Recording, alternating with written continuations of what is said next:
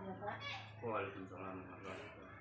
Di sini saya sebagai mahasiswa PPG Angkatan 1 tahun 2023 dari Universitas Negeri Bengkulu mendapat tugas untuk melaksanakan wawancara kepada kepala sekolah, teman sejawat, pengawas, dan pakar pendidik. Di sini saya akan mewawancarai Bapak mengenai eksplorasi penyebab masalah pembelajaran yang ada di SD Negeri Sidomulyo ini dan bagaimana cara menganalisis eksplorasi penyebab masalah tersebut. Di SD Negeri Sidomulyo ini, Bapak selaku kepala sekolah, saya akan mewawancarai Bapak mengenai yaitu satu, masalah yang diidentifikasi yaitu rendahnya semangat belajar peserta didik pada pelajaran matematika, terutama dalam menjelaskan definisi sudut, jenis sudut, dan besarnya sudut. Di sini saya ingin tanggapan dari Bapak bagaimana cara mengatasi masalah tersebut. Baiklah, terima kasih.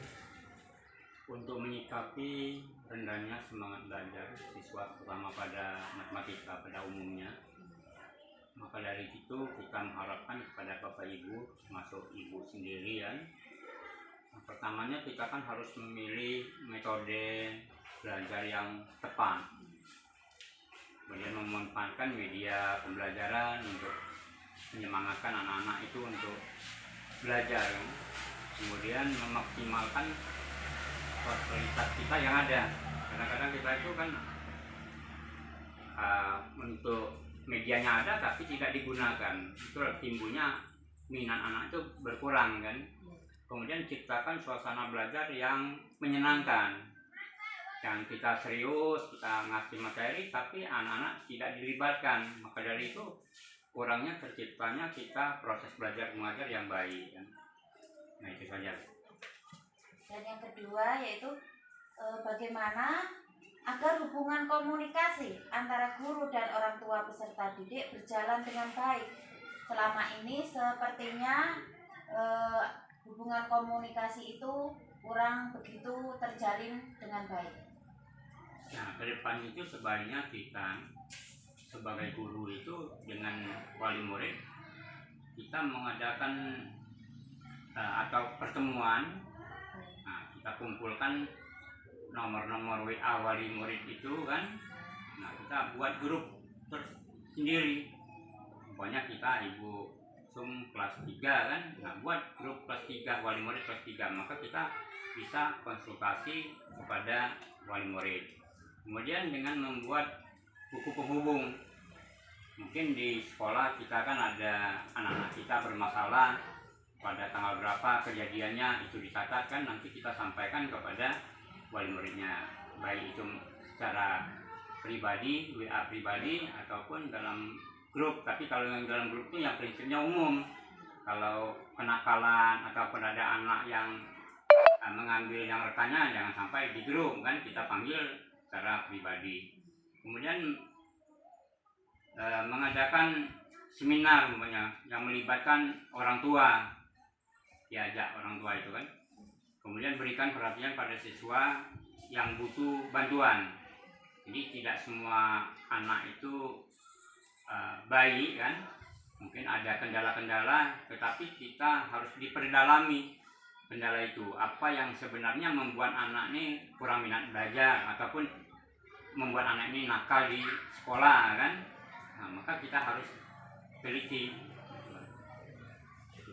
Selanjutnya Bapak, bagaimana cara agar guru dapat mengimplementasikan model-model pembelajaran yang inovatif mengikuti perkembangan zaman ini? Nah, untuk Bapak Ibu guru supaya inovatif kan, pada sekarang kan kita banyak sumber semestinya kan. Jadi kita ya harus menyusun rancangan dulu yang inovatif yang dapat kita kembangkan ya.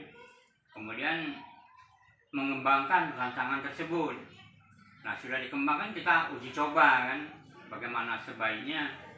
Nah, kemudian mengendalikannya atau diadakan perbaikan kan, kemudian diimplementasikan atau penerapan kemudian kita adakan evaluasi itu yang baik. Dan berikutnya Bapak, bagaimana agar siswa mampu berpikir secara kritis dalam suatu pembelajaran di sekolah ini? Nah, untuk anak-anak kita supaya kita melatihnya, pertama kita disiplinkan dulu. Kalau kita sudah disiplin kan timbulnya anak itu kreatif kan. Nah maka dari itu Bapak Ibu guru perlu mendorong rasa ingin tahu setiap anak itu untuk belajar itu, kemudian meningkatkan minat belajar anak kan? Membantu anak menemukan minatnya sendiri, karena lain anak kan lain minat, lain hobinya, tergantung dengan anak-anak tersebut. Lain anak kan beda. Kemudian ajarkan keterampilan memecahkan permasalahan, jadi kita supaya dia giat untuk memecahkan masalah dengan sendirinya kan, tidak tergantung kepada orang lain. Untuk pertanyaan berikutnya Bapak, bagaimana cara menyikapi guru yang kurang maksimal dalam memanfaatkan media pembelajaran? Nah sebaiknya ke depan ini kan ini sudah zaman teknologi, kita banyak sumbernya semestinya kan. Sebaiknya Bapak Ibu guru banyak mengikuti seminar, webinar ataupun diklat kan yang berkaitan dengan media pembelajaran pada khususnya kita di pendidikan kan. Nah dengan adanya kita ikut diklat kan menambah pengalaman kita untuk bahan kita pelaksanaan di sekolah kita sendiri. Dan untuk yang terakhir Bapak, bagaimana menganalisis hasil belajar siswa yang tidak mencapai tujuan pembelajaran? Nah untuk menganalisisnya Bapak Ibu guru harus melakukan memberi tes umpamanya dalam bidang studi yang dianggap sulit. Pertama tadi kan pada awalnya kita sulit di bidang matematika, nah itu banyak kita mengadakan tesnya itu, berikan percobaan kepada anak itu.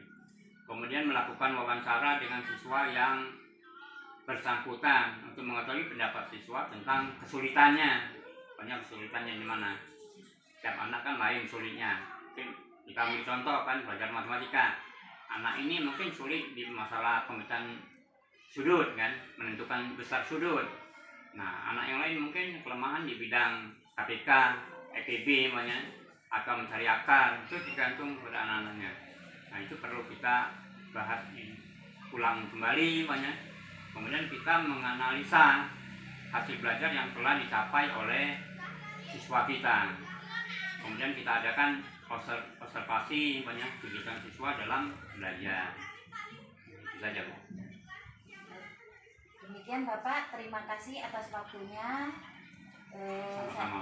Saya ucapkan terima kasih. Sekian wawancara dari saya mengenai cara menganalisis eksplorasi penyebab masalah.